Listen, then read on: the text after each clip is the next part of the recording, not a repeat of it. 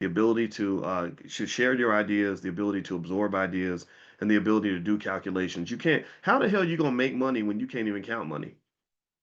Seriously, how do we? I hear you hear rappers are like, get money. I'm gonna get money. I'm getting money, man. They'll do videos and they'll be showing all this fake money in the video.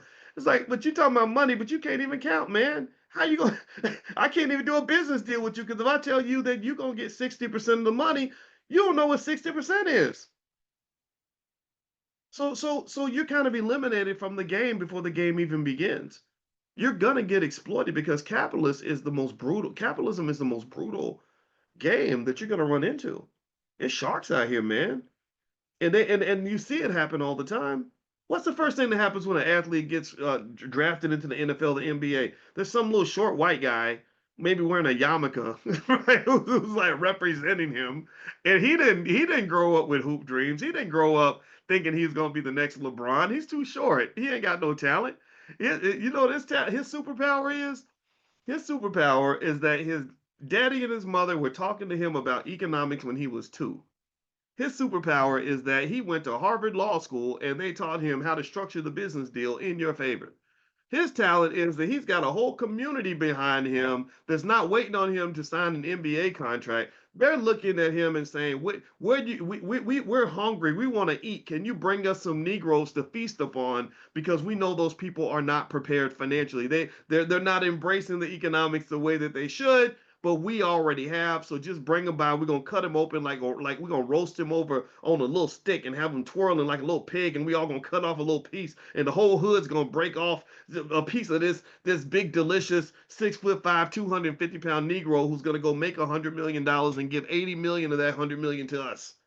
That's what's happening, and I'm not saying that it makes them bad people. I'm saying it means that they're approaching the game in a completely different way. And so if you're the young guy and you're distracted by the booty and the bling and the street cred and all that stuff, um, you've got the vulture standing next to you, and all they're looking at is the money. They're just waiting for the money to drop out of your pocket. They're waiting for you to not be conscious. They're waiting for you to not be paying attention. And when you're looking away and you're like, "Ooh, did you see that girl's ass?" or whatever it is that the guys might do, right? They're reaching in your pocket and pulling money out. I had I'll say this, and I'll be done on this point. There was a guy from the Utah Jazz that hosted a Black Wealth event out in Oklahoma City, and it was a few years ago, and I was really impressed with this guy. He paid my speaking fee for me to come out. He invited some other people. That was where I met that lady Angela Rye from CNN. She wasn't very nice. I didn't like her. Said, "Gosh, you're kind of a mean lady." And but anyway, I had a really good time, and I remember I sat down with him, and he told me that he said, yeah, when I signed my contract to have somebody represent me or whatever, they had a lot of fine print, a lot of little fees in there, like where they were going to make sure they got paid regardless.